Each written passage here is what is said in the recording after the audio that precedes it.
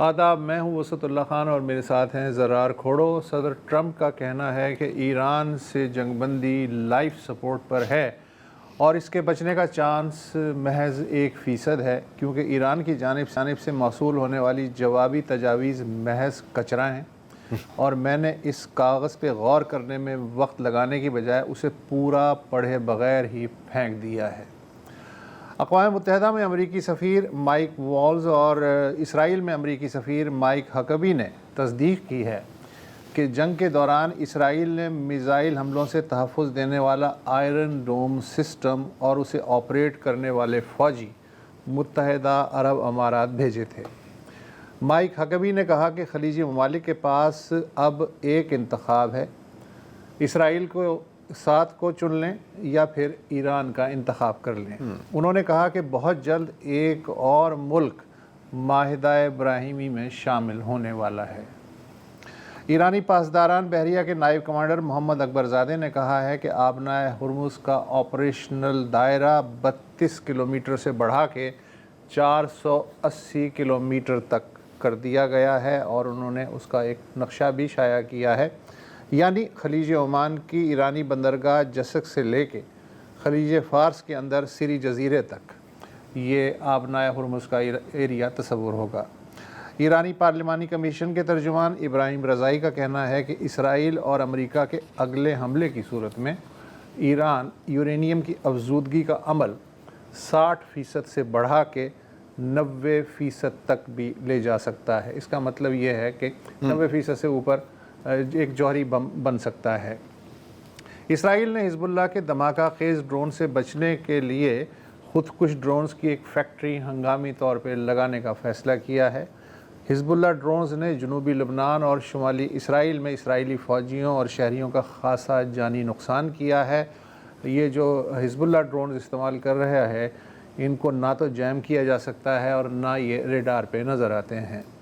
London میں وولج crown court نے کل عدم تنظیم فلسطین ایکشن کے 4 کارکنوں کو برطانیہ میں قائم ایک اسرائیلی اسلحہ ساز کمپنی البیت کے ایک پیداواری مرکز میں توڑ پھوڑ کے الزام میں سزا سنائی ہے۔ برطانوی انصاف کی تاریخ میں یہ پہلا موقع ہے کہ سیاسی کارکنوں کو دہشت گردی کے الزام میں سزا سنائی گئی ہے۔ روس میں متعین پاکستانی سفیر فیصل نیاز ترمذی نے کہا ہے کہ حکومت آبنائے ہرمز کھلنے تک روس سے خریدے جانے والے تیل کی مقدار میں اضافے پہ غور کر رہی ہے۔ اسی دوران قطر سے LNG سے بھرے 2 مزید ٹینکرز پاکستان پہنچ چکے ہیں، جبکہ 2 راستے میں ہیں۔ اور کل سے ایک خبر امریکہ اور بھارت کے میڈیا میں بالخصوص ہنگامہ مچا رہی ہے۔ خبر یہ ہے کہ پاکستان نے ایران کے کسی فوجی طیارے کو پناہ دے رکھی ہے، حالانکہ پاکستان کو ایسا نہیں کرنا چاہیے کیونکہ وہ ایران امریکہ تنازع میں ثالث کا کردار ادا کر رہا ہے۔ پاکستانی دفتر خارجہ نے اس خبر کو جھوٹ کا پلندہ اور شرنگیزی بتا کے مسترد کر دیا ہے، لیکن اصل کہانی ہے کیا زرار کھوڑو صاحب؟ جی اچھا، CBS جی نیوز، اور میں CBS کا نام اس لیے لے رہا ہوں، وہ ابھی امریکن نیوز چینل، جی ابھی تھوڑی دیر میں آپ کو پتہ لگے گا۔ میں CBS، آپ نے جو کہا کہ امریکن میڈیا میں اس کا ایک تہلکہ مچا ہوا ہے، ناٹ سو مچ۔ ایک storm in a tea cup ہی ہے جس کو کہا جاتا ہے۔ ہاں، اسرائیلی میڈیا اس کو کافی پروموٹ کر رہا ہے، اس کی بھی وجوہات ابھی ہم تھوڑی دیر میں آپ کو بتائیں گے، اور ظاہر ہے کہ بھارت میں اس کو کافی پروموٹ کیا گیا کہ یہ دیکھیں یہ تو ہمیشہ دھوکہ ہی دیتے ہیں۔ CBS نیوز کی جو خبر ہے، اور یہ بھی ایک تھوڑی سی چیریٹیبلی بھی ہمیں کہنا پڑتا ہے، وہ تقریباً صرف 2 پیراگرافز پر مشتمل ہے، اور اس میں یہ کہا گیا ہے کہ جی کچھ US آفیشلز نے ہمیں بتایا ہے، اور ظاہر ہے کہ وہ اپنا نام نہیں لے سکتے، کہ ایران نے جنگ بندی کے دوران یعنی اپریل کے ماہ میں ایران نے کچھ اپنی ملٹری پلینز کو نور خان ایئر بیس پر پارک کر دیا۔ پلین یا پلینز؟ پلینز کی بات ہو رہی ہے، جس میں صرف ایک کو لکھا ہوا ہے امنگ دا ملٹری ہارڈ ویئر۔ تو اگین لوس رکھا ہے، ایک بھی ہو سکتے ہیں، 10 بھی ہو سکتے ہیں، 100 بھی ہو سکتے ہیں، یہ انہوں نے نہیں بتایا۔ ایک کی انہوں نے ذکر کیا ہے جو ایک RC-130 ہوتا ہے، لاکہیڈ C-130 کا ایک آپ سمجھیں کہ ایک کاپی ورژن ہے یا جو بھی ہے، جو ریکونیسانس اور انٹیلیجنس گیدرنگ کے لیے استعمال کیا جاتا ہے۔ کہانی خبر کا مقصد یہ ہے کہ پاکستان کو شک کی نگاہ سے گندا کیا جائے. اب انٹرسٹنگ بات اس میں یہ ہے کہ یہ وہی نور خان ایئر بیس ہے جس میں اپریل میں ایک اور کچھ لوگ آئے تھے. جی امریکہ سے آئے تھے. سنا ہے کہ وہاں پر کافی وہ ہائی لیول کے سیاستدان ہیں, وائس پریزیڈنٹ ہیں. ہاں انفیکٹ جے ڈی ان سے پہلے تو ان کا سیکیورٹی کا عملہ 2 جہازوں میں بھر گیا, 2 3 4 پتہ نہیں 2 جہازوں میں. تو اگر ہم یہ ماننا چاہ رہے ہیں کہ امریکہ کی پوری سیکیورٹی ٹیم آئی, انہوں نے پورے علاقے کا جائزہ لیا, پوری اپنی انہوں نے انٹیلیجنس گیدرنگ سیکیورٹی کے اقدامات سارے کور کیے, اور ان کو یہ جہاز نہیں نظر آئے. اچھا پاکستان نے بھی ہو سکتا ہے اس پہ کپڑا ڈال, ہو سکتا ہے کہ ٹارپلن اس کے اوپر ڈال دی ہو, میں ڈینائی نہیں کر سکتا, اور آپ کو پتا ہے کہ کوئی ایسی تو چیز ہے ہی نہیں کہ آپ نیچے جھانک کے دیکھ سکیں. یہ تو برا بھی لگتا ہے نا یار کہ سر مہمان تو پاکستان نے اگر ایسا کیا ہے تو بڑی مہارت کا کام ہے, کیونکہ اسی بیس میں آپ نے رکھا ہے جہاں پر جے ڈی وینس نے آنا تھا. جی آئی ایم شیور کہ کہیں اور بھی رکھا جا سکتا. کئی ایئرپورٹس ہیں, اور ایئرپورٹ کیا یار کسی گودام میں بند کر دو, لیکن آپ نے وہاں ہی رکھا. This is the only news in the story, 2 paragraph کی. انٹرسٹنگ بات اس میں یہ ہے کہ اس میں یہ بھی ڈالا ہوا ہے کہ جی ہم نے یو ایس سینٹرل کمانڈ سے بھی پوچھا کہ کیا یہ بات سچ ہے. تو یو ایس سینٹرل کمانڈ نے کیا کہا کہ یار آپ پاکستانی آفیشل سے کامنٹ لے لیں, آپ وائی آر یو بادرنگ می.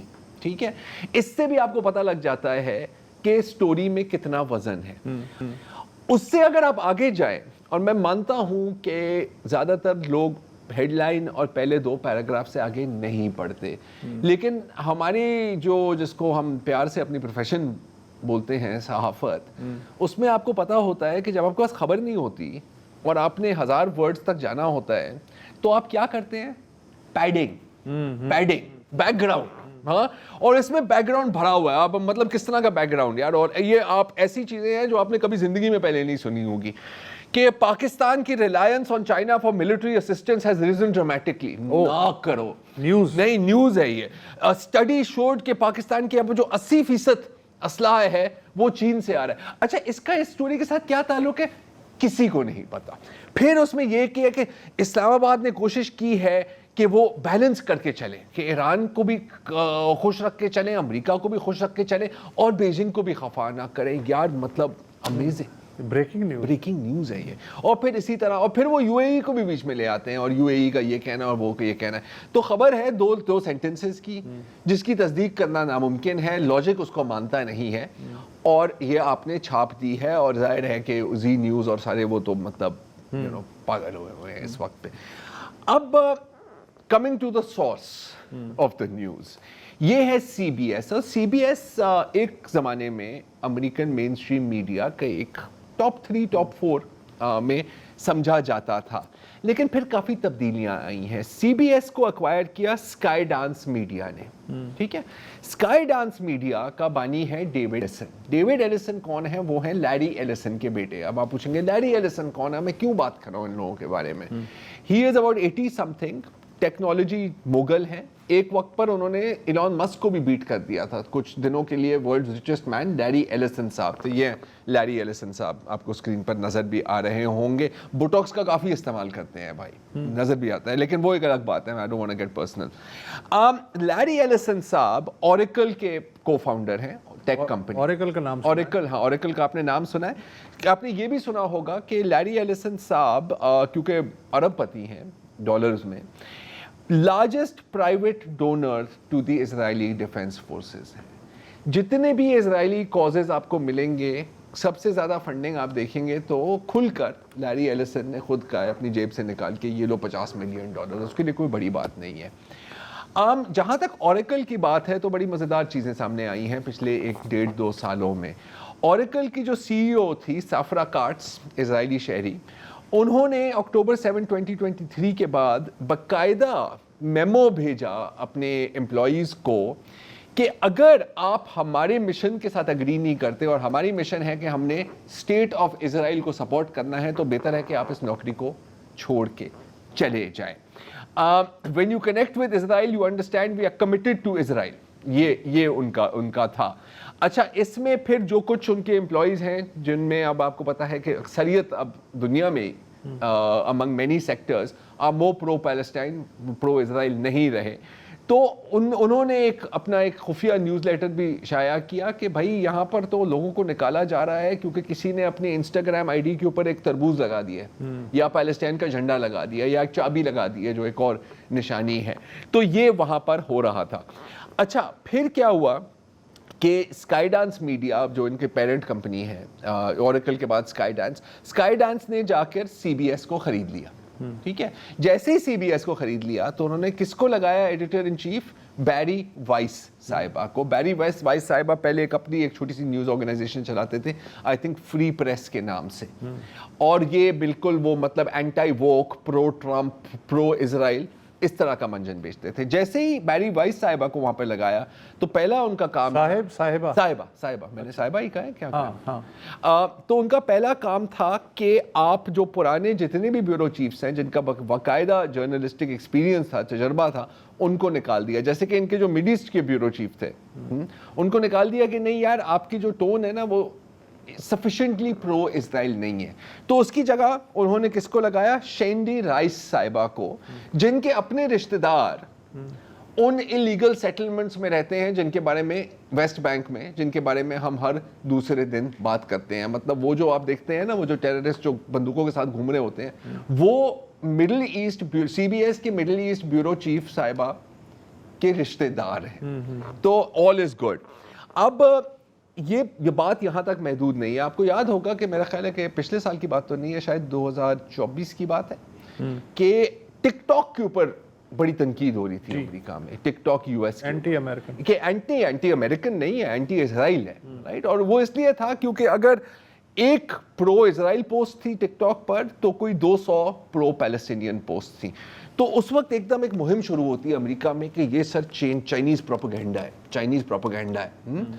असल मकसद ये नहीं था. असल मकसद ये था कि यार हमारे जो बच्चों के जो जहनों में ये जो प्रोपेगेंडा डाला जा रहा है प्रो पैलेस्टाइन, इसको हटाएं. तो किसने खरीदा टिकटॉक यूएस? लैरी एलिसन और ओरेकल ने. 80% शेयर्स अब उनके पास हैं. ओरेकल की अगर हम बात करें, इनकी अगर हम पूरी निकालें तो इधर एक चार्ट है, अगर इस चार्ट को हम ज़रा स्क्रीन पर डाल दें, ये हैं सारे मीडिया आउटलेट्स जो स्काईडांस कॉरपोरेशन यानी लैरी एलिसन यानी ओरेकल ओन करते हैं. ना सिर्फ सीबीएस बल्कि CBS news, CBS sports, film और टीवी में sir Paramount pictures. Paramount pictures अब इनके हाथ में है. सीबीएस की एंटरटेनमेंट शो टाइम आपने सुना होगा, राइट? शो टाइम इनके पास है. निकलोडियन जो बच्चों का चैनल है वो इनके पास है. MTV मशहूर ज़माना वो इनके पास है. ब्लैक एंटरटेनमेंट टेलीविजन और कॉमेडी सेंट्रल भी इनके पास है. और फिर Paramount, Pluto TV, Paramount plus वगैरह वगैरह वगैरह. मतलब के complete full spectrum media dominance. लेकिन इनको मसला क्या हो रहा है कि ये माल फिर भी बिक नहीं रहा. और बिक क्यों नहीं रहा? क्योंकि लोग इतने भी बेवकूफ़ नहीं हैं जितना शायद हम कभी कभी समझते हैं. टिकटॉक आपने खरीद लिया लेकिन पब्लिक ओपिनियन उससे यूथ में चेंज नहीं हुई, बल्कि लोगों ने देखा कि यार आप इस हद तक जा रहे हैं. दूसरा कि जब से बैरी वाइस साहिबा आई है सीबीएस में, सीबीएस का सवाल शुरू हुआ है इन टर्म्स ऑफ रेटिंग्स. अब मुझे पता है कि यहाँ पे मैं थोड़ी सी ट्रम्प का लगूंगा कि आपकी तो रेटिंग्स ही कितनी जा रही हैं. CNN के बारे में बार बार ये बात करता रहा है, लेकिन in the case of CBS ये बात दुरुस्त भी है. तो बेसिकली आसान अल्फाज में अगर आप सीबीएस में से सी निकाल दें तो क्या बचता है? सिर्फ BS, राइट? तो this is kind of what's happening here. अब पाकिस्तान को इस तरह, और ये मैं हैरान सिर्फ इस बात पर हूं कि इन्होंने काफी देर लगा दी तोपों का रुख पाकिस्तान की तरफ मोड़ने में. इस वक्त मेरा ख्याल है कि इस पूरे खित्ते में, पूरी दुनिया में एक मुल्क है जो वाज़े तौर पर और खुलकर कह रहा है कि हम चाहते हैं कि ये जंग जारी रहे, और वो मुल्क कौन है? इजराइल. इस वक्त सीबीएस अमेरिका की तर्जुमानी नहीं कर रहा, वो इजराइल की तर्जुमानी कर रहा है. और सिर्फ ये नहीं है, और भी एलाइड मीडिया आउटलेट्स हैं. पाकिस्तान की तरफ फोकस क्यों किया जा रहा है? सिंपली टू, एक तो कि ट्रंप इंतजामिया और पाकिस्तान के बीच में दरार डाली जाए, drive a veg between the two of them. क्योंकि अगेन, और अगर आप देखें तो ये खबर आ जाए, अच्छा सब कुछ ना कोऑर्डिनेटेड चलता है. آپ دیکھیں گے کہ اور آؤٹ لیٹس میں بھی آئیں گی, آپ دیکھیں گے کہ کوئی اس طرح کی انونیمس خبر بھی آ سکتی ہے کہ اصل میں تو ایران بھی اعتماد نہیں کر رہا پاکستان پہ, because they don't want this to work. اگر آپ صرف کل پرسوں میں نیتن یاہو کا ایک انٹرویو میں دیکھ رہا تھا, اور بھائی نے باقاعدہ اس میں پاکستان کا ذکر کیا, کس تناظر میں ذکر کیا, میں آپ کو سنانا چاہوں گا, دیکھیے. But I'll tell you what happened. We have several countries that basically manipulated social media with bot farms, with fake addresses to break the American sympathy to Israel, to break the American-Israeli alliance because they think it's in their interests. And they do it in a clever way. You know, it's like you hear a text message. I'm a red-blooded Texan. I always supported Israel, but I can't stand what they're doing. I'm turning against Israel. And then you trace the address to some basement in Pakistan, you know. And that's something that has hurt us badly. While we were fighting the physical military battle on 7 battlefields, 7-front war. جی, یعنی پاکستان ان سے انہی کی game کھیل رہا ہے. مطلب کہ دیکھیں نہیں, ان کا یہی ہمیشہ ہوتا ہے, آپ کو پتہ ہے وسعت, کہ ان کا ہر الزام ایک بال جرم ہوتا ہے. Every acquisition is a confession. تو یہاں پر یہی ہو رہا ہے. اور اس کے ساتھ ساتھ کیونکہ اکثر کچھ لوگ یہ بھی کہتے ہیں کہ اصل میں سارا مسئلہ نیتن یاہو کا ہے, باقی کچھ حد تک بہتر ہیں اس سے. ایسا بھی نہیں ہے. نفتلی بینٹ جو سابق اسرائیلی صدر ہیں, پرائم منسٹر ان ویٹنگ ہیں, انہوں نے بھی کچھ ماہ قبل پاکستان کا ذکر کیا تھا. کس کانٹیکس میں, یہ بھی سن لیں. Turkey is trying to flip Saudi Arabia against us and establish a hostile Sunni axis with nuclear Pakistan. اور یہ ساری باتیں کیوں ہو رہی ہیں؟ کیونکہ اگر آپ غور سے سنیں نا, آپ کو ایک ٹک ٹک ٹک کی آواز آئے گی. This is the clock running down on Israel. امریکہ کا پبلک اوپینین آپ لوز کر رہے ہیں. خطے میں آپ دیکھ رہے ہیں کہ مختلف قسم کے اتحاد ابھر رہے ہیں. ہمیں نہیں پتا کہ ان کا فائنل فارم کیا ہوگا. ابھی اس وقت پرسنلی اور پولیٹیکلی نیتن یاہو کا بقا کا مسئلہ ہے کہ یہ جنگ چلتی رہے. اور اسرائیل میں جو ماحول پیدا ہوا ہے, اٹ از آف پرماننٹ وار.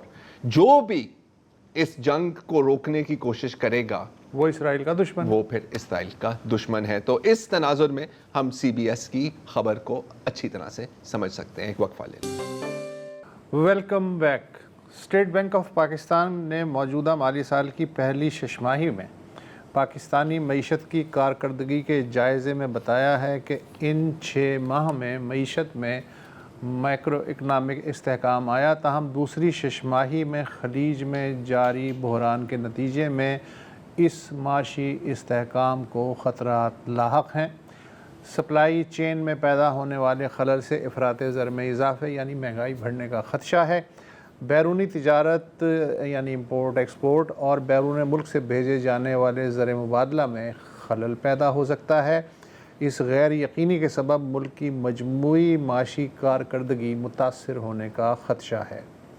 ہمارے ساتھ ماہر اقتصادیات اور معیشت کے امور کے بارے میں سعودی عرب کے سابق مشیر ڈاکٹر اقدس افضل. جی, یہ جو رپورٹ کا میں نے ابھی خلاصہ پیش کیا, پتہ نہیں آپ کی نظر سے یہ تفصیل گزری یا نہیں, لیکن یہ جو سمٹمز بتائے گئے ہیں ان کے بارے میں ڈاکٹر صاحب آپ کیا کہتے ہیں؟ Thank you very much first of all for having me on the show. ابھی میں آپ کو بتا رہا تھا کہ بہت ہی ایک درینہ خواہش تھی آپ کے ساتھ بیٹھ کے بات کرنے کی. ویسے تو میں آن لائن بھی 2-3 دفعہ آیا ہوں آپ کے شو پہ. کچھ اور ہی مانگ لیتے سر. نہیں, میری تو خواہش. ٹھیک ہے. تو یہ جو رپورٹ آپ نے جس کا بارے میں بتایا, یہ میں نے دیکھی ہے. جی, بالکل اس میں صحیح کہا گیا ہے کہ اسٹیبلائزیشن آئی ہے, لیکن میں سمجھتا ہوں کہ this is only one side of the coin. کیونکہ دیکھیں, یہ جب بھی ہم ان مائکرو اکنامک انڈیکیٹرز کی بات کرتے ہیں, current account, fiscal deficits, forex reserve, so on and so forth, جو عام پاکستانی کی زندگی کے حالات ہیں, وہ نقطہ نگاہ, وہ پرسپیکٹیو, وہ الگ سڑک پہ چل رہے ہیں, وہ کہیں پہ آپ کے سامنے پیش نہیں کیا جاتا. تو میرا یہ کنٹینشن ہے خان صاحب کہ یہ جو سو کالڈ اسٹیبلائزیشن آئی ہے, this has come at a huge cost.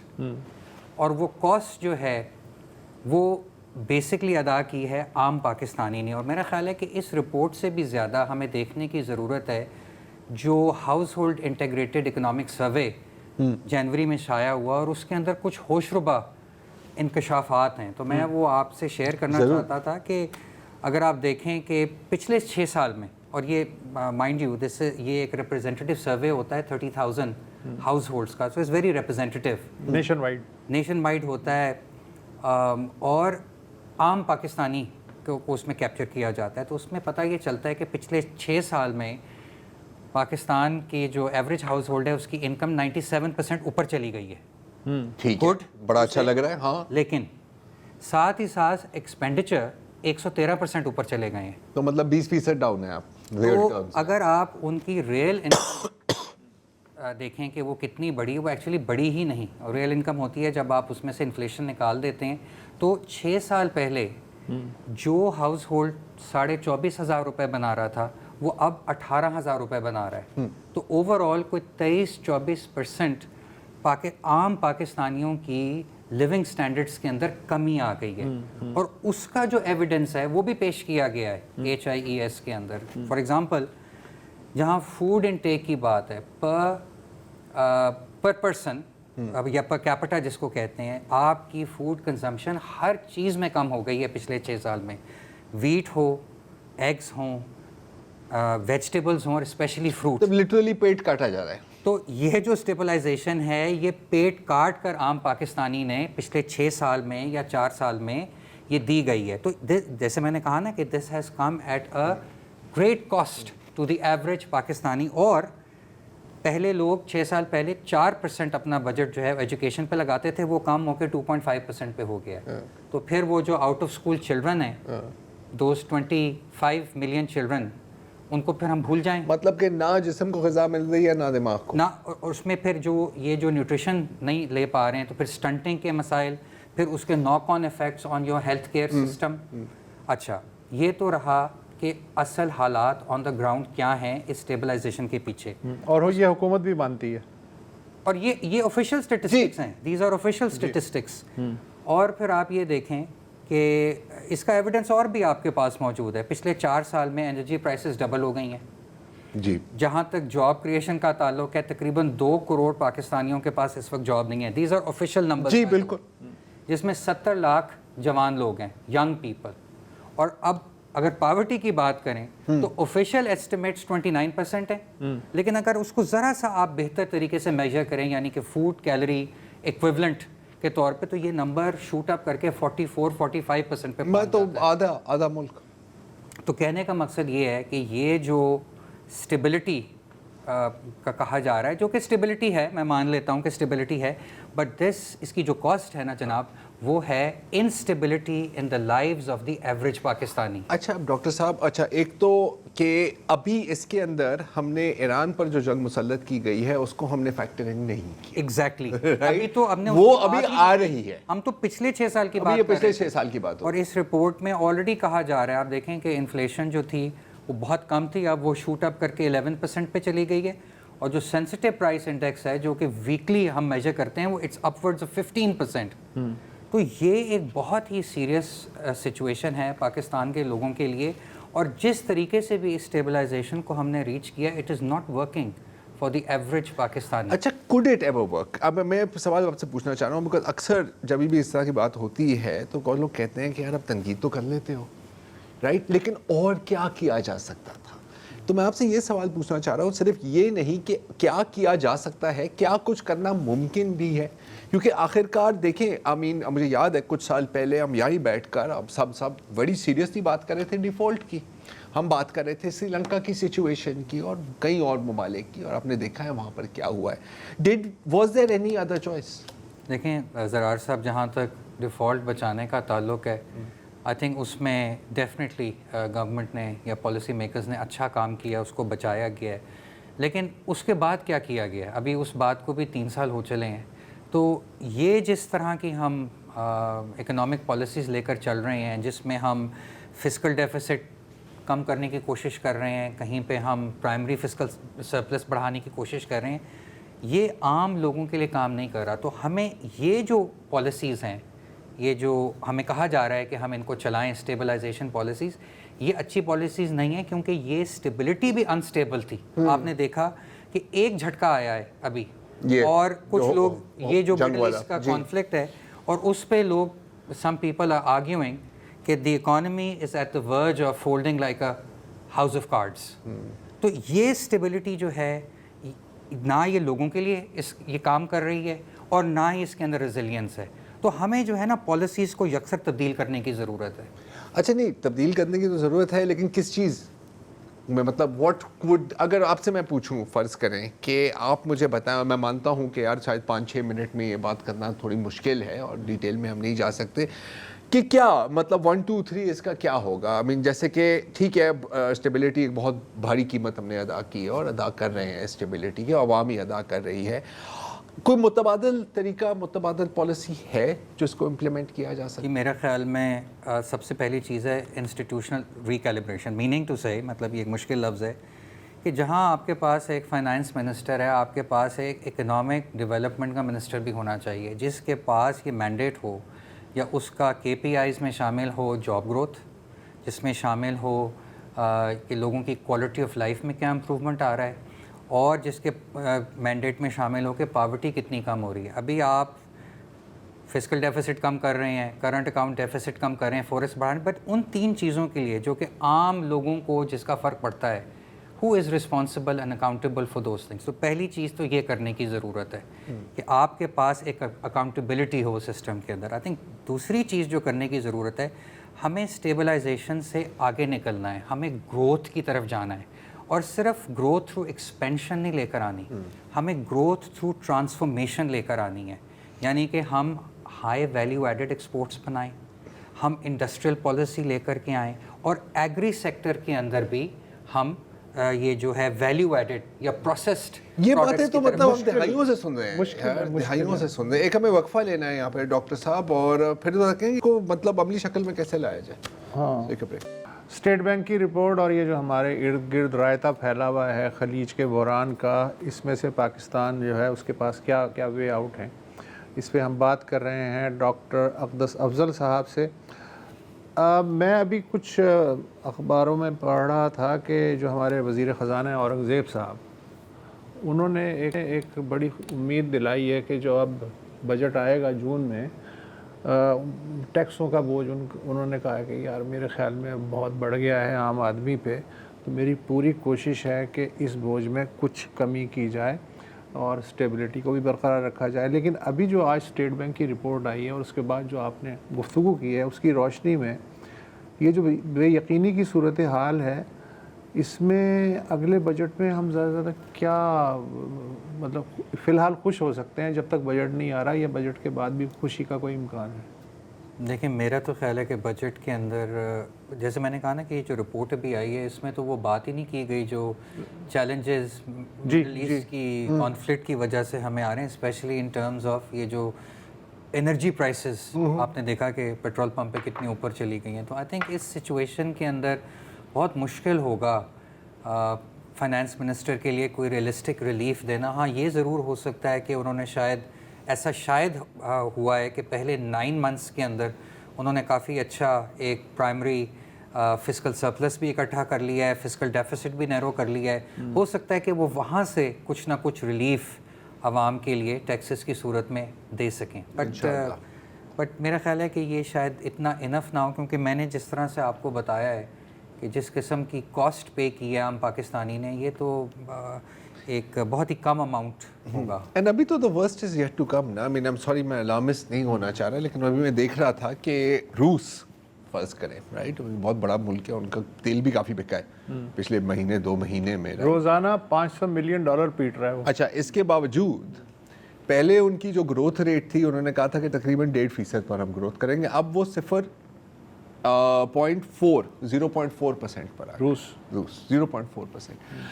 Bharat کی ہم بات کریں, بہت بڑا ملک ہے, بہت بڑی معیشت ہے, ہم سب مانتے ہیں. تو ابھی بھارت کے وزیر اعظم نریندر مودی نے کیا بات کی ہے کہ سر آپ لوگ سونا نہ اتنا خریدیں, آپ پیٹرول کم استعمال کریں, کفایت شاری کریں, آپ بیرون ملک اگر آپ نے ٹریول کرنا ہے تو پلیز اس سے آپ گریز کریں, اور بھی ورک فرام ہوم کریں. بالکل اگین وہی فیول سیونگ میں. تو اس طرح کی باتیں ہو رہی ہیں. یہاں پر بھی وہ وزیر اعظم شہباز شریف نے کہا ہے کہ یہ جو آسٹیریٹی کا نظام ہے اس کو ہم نے شاید مڈ جون تک کیا ہے. اور یہ ہم بات کر رہے ہیں آج کی اور ابھی کی. ابھی ڈونلڈ ٹرمپ صاحب جا رہے ہیں چین اور وہ جا رہے ہیں خالی ہاتھ اور وہ واپس بھی خالی ہاتھ آئیں گے. ابھی تو کوئی دور سے امکان نہیں لگ رہا کہ یہ معاملہ ریزالو ہونے والا ہے. میرا تو خیال ہے کہ یہ شاید نیو نارمل بن گئی ہے. اس صورتحال یہ صورتحال ڈاکٹر صاحب اگر فرض کریں جولائی تک چلے اسی طرح, کیا سچویشن نظر آتی ہے؟ سچویشن بڑی بھیانک, خطرناک اور کیا کہنا چاہیے تشویش طلب نظر آ رہی ہے, کیونکہ یہ جو پاس تھرو آ رہا ہے پرائسز کا, اینڈ مائنڈ یو اس میں ہماری گورنمنٹ کے پاس کوئی چوائس نہیں ہے. یہ ایک اور مسئلہ ہے نا, کیا کرو گے؟ کوئی چوائس نہیں, کیونکہ ایسا ایک پچھلی گورنمنٹ نے کوشش کی تھی یہ پاس تھرو روکنے کی, اور باقی the rest is history. The fuel subsidy وہ آپ کو یاد ہے فالٹ کی برنٹ پہ ہم آ گئے تھے, وہ تو جگیلر وین کاٹ دی تھی, خون نکل ہی رہا تھا. وہ ان کے پاس چوائس نہیں ہے, they have to pass through the prices at the petrol pump.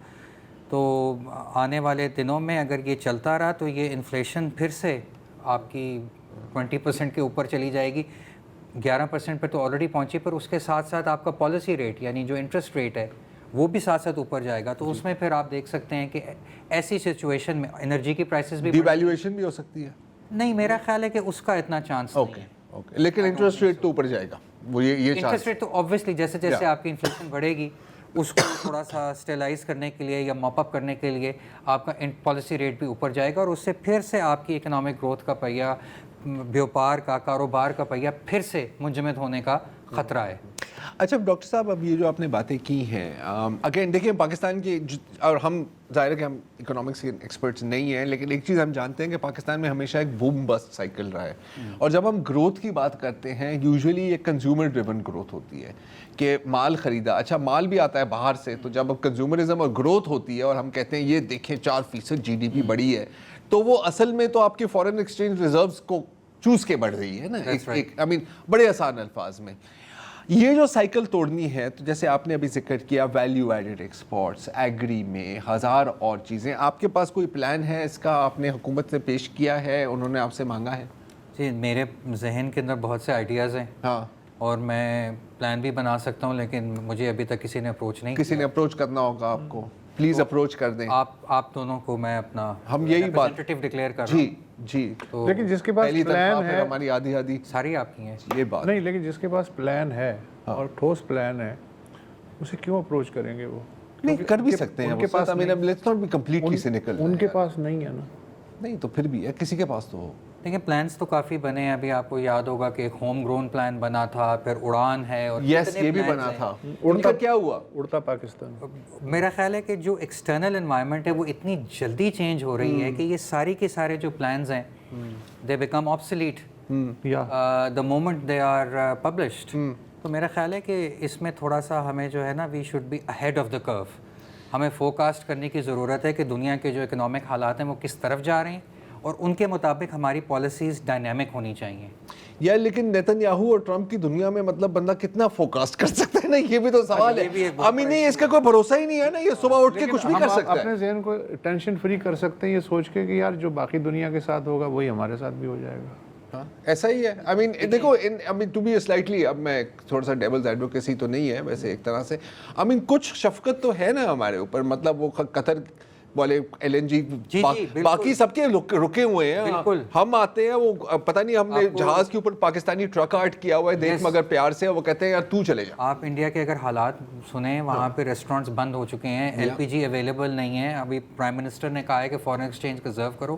تو پاکستان اس مقابلے میں مطلب یہاں پہ اویلیبل ہیں چیزیں, بٹ وہ پرائس آپ افورڈ نہیں کر سکتے. ایگزیکٹلی.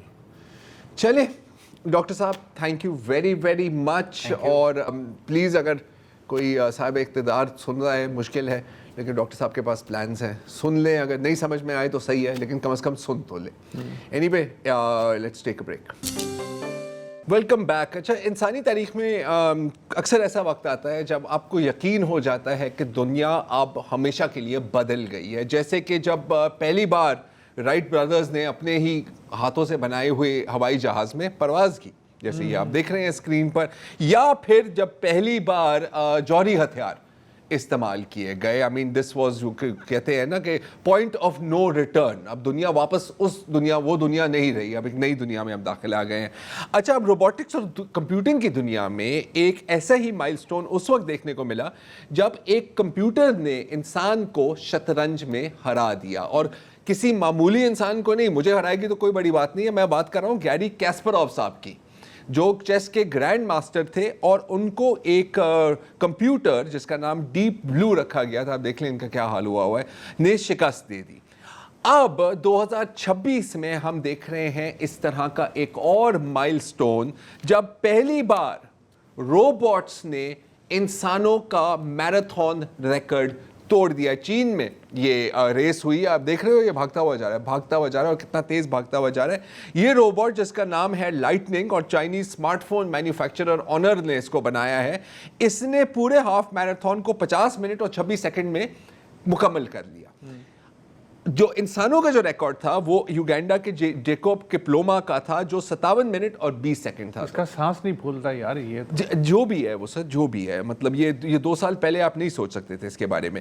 अच्छा, ये सिर्फ एक स्पोर्ट है जिसमें अब रोबोट दाखिल हो रहे हैं, एक और स्पोर्ट में भी दाखिल हो रहे हैं, टेनिस में आप देख सकते हैं, ये है यूनिट्री का एक G1 ह्यूमनॉइड रोबोट है, जिसको ट्रेनिंग दी जा रही है एक इंसान के साथ खेलने की। और अगर आपको लग रहा है कि यार ये मैंने फिल्मों में देखा है, तो अभी आप कुछ नहीं देख ले, क्योंकि अब आप देख रहे हैं कि रोबोट्स वर्सेस ह्यूमंस पर तो कई मूवियाँ बनी हैं, रोबोट्स वर्सेस रोबोट्स की भी लड़ाइयाँ हो रही हैं, आप ये देख रहे हैं। सो ये दुनिया की पहली रोबोट मार्शल आर्ट्स की लड़ाई यहाँ पर चल रही है।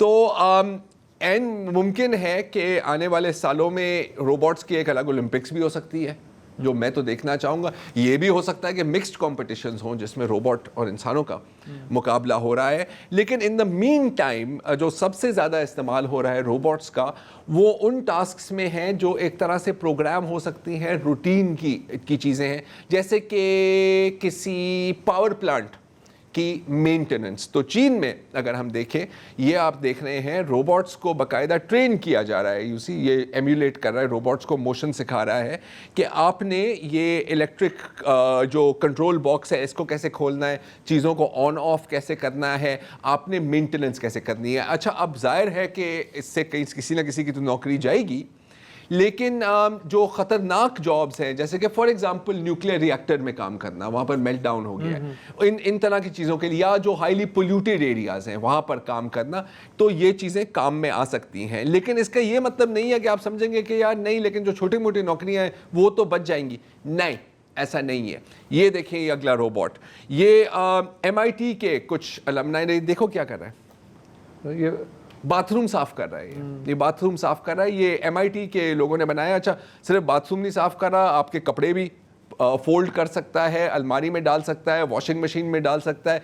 मतलब जो भी आप काम कर सकते हैं या जो घरेलू मुलाजमीन काम कर सकते हैं वो ये भाई कर सकता है। और इसकी बैटरी तकरीबन 16 घंटे की है, तो कोई मसला नहीं है, बस 8 घंटे के लिए चार्ज करो और पूरे आपके घर का काम ये कर लेंगे। अच्छा, फिर आप शायद सोच रहे होंगे कि यार नहीं, लेकिन एक चीज़ है जो रोबोट इंसान कर सकते हैं जो रोबोट नहीं कर सकते, और वो है आर्ट, परफॉर्मिंग आर्ट, म्यूज़िक।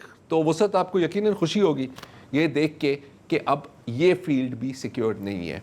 ये देखें, ये हैं अब मुझे कंपनी का नाम, ये कौन खान साहब हैं इस वक्त जो बजा रहे हैं? ये मुझे इनका नाम याद नहीं है, आप इनको आज़मॉफ कह सकते हैं अगर आप चाहें, आइज़ैक के लिए। ये बाकायदा कॉम्पोजिशंस प्ले कर रहा है। अब माना कि इसको प्रोग्राम करना पड़ता है, लेकिन AI जिस तेज़ी से डेवलप हो रही है, तो हो सकता है कि कुछ ये तो धोने भी बनाएगा। हाँ, वही मैं कह रहा हूँ कि कुछ महीनों में, कुछ माह में, अब डेफिनेटली कुछ सालों में आपके पास पहली completely 100% robot generated musical pieces भी आए। लेकिन जाहिर है कि आप कहते हैं कि यार लेकिन इंसानों में चलो और कुछ नहीं बचा, तो रूहानियत तो होती है ना, हाँ। पूजा पाठ, इस तरह की चीज़ें, तो वो भी सिक्योर नहीं है। ये आप देखें, सियोल जो साउथ कोरिया के जो दारुल हुकूमत है, वहाँ पर पहले बुद्धिस्ट मंक रोबोट इजाद किया गया। ये देखें, दुआ मांग रहा है। हाँ। और यहाँ पर इसने बाकायदा ये, अच्छा ये गैबी नाम है इसका, और ये हैं जोगिए ٹیمپل, اور یہاں پر اس کی انیشیشن ہو رہی ہے. آپ دیکھیں گے جو نئے جو پریسٹ ہیں نا, بدھسٹ منک, یہ آ رہے ہیں, یہ اپنا وہ مطلب ان کو ہار پہنایا جائے گا, پوری ایک سیریمنی ہوتی ہے, اور پھر وہ کہتے ہیں کہ جی میں اپنی پوری زندگی نا صرف بدھا کے نقش قدم پر ہی چلوں گا. تو یہ روبوٹ بھائی بھی یہ کہہ رہے ہیں. اب ظاہر ہے اس کے اندر کوئی شیطانی چپ کسی نے ڈال دی تو وہ ایک الگ بات ہے. لیکن یہ چیزیں ابھی ان پروسیس ہے. وہ دن بھی دور نہیں ہے کہ جب آپ سگنل توڑ کر روڈ پر جا رہے ہوں تو آپ کا چلان کوئی انسان نہیں کاٹے گا بلکہ کوئی روبوٹ کاٹے گا. اور اگر آپ چین میں رہتے ہو تو میرا خیال ہے کہ شاید ابھی بھی ہو سکتا ہے. اگر ہم یہ دیکھیں, یہ ہے T-800. آپ نے ٹرمینیٹر دیکھی ہے وہ سب کبھی؟ ٹرمینیٹر دیکھی ہے نا, تو وہ تھا T-1000. ٹھیک ہے, یہ ہے T-800. نام بھی کتنا خطرناک رکھا ہے بھائی کا. اور یہ چائنا کا پہلا AI پاورڈ روبوٹ پولیس والا ہے. تو یہ کیا کر سکتا ہے کہ اپنی پوری انوائرمنٹ بھی دیکھ سکتا ہے. اگر آپ نے اس کے ساتھ بہت پنگا کیا تو یہ زور سے آپ کو کوٹے گا, کوٹ سکتا ہے. اس کے اندر اگر آپ پولیس بروٹیلٹی کا پیچ اپڈیٹ کر دیں تو پھر یہاں نہیں آنا چاہیے یار. یہ نہیں, یہاں تو میرا خیال ہے کہ نہ ہی آئے. تو یہاں پر اگر یہ آیا نا باس, تو اگلے روز نا اس کے پرزے آپ کو شیر شاہ میں مل رہے ہوں گے. وہ ایک الگ بات ہے. لیکن ایک چیز جو بالکل ممکن ہے وہ یہ ہے کہ وہ دن دور نہیں ہے کہ یہ جو کیوٹ سے روبوٹس ہوتے ہیں نا, یہ آپ کا ہمارا شکار کر رہے ہوں گے. اور اس میں نمبر 1 کنٹری کون ہے؟ چین. یہ دیکھیں چائنا کے روبوٹ وولز, یہ آپ نے پہلے دیکھا ہوگا نا, پہلے بڑے کیوٹ تھے. یہ دیکھو کتنا کیوٹ کتا جا رہا ہے. اب اس کے اوپر اگر آپ نے 2 بندوقیں لگا دی جو ایسے کیا ہے, یہ آپ دیکھیں. Now it is fully armed.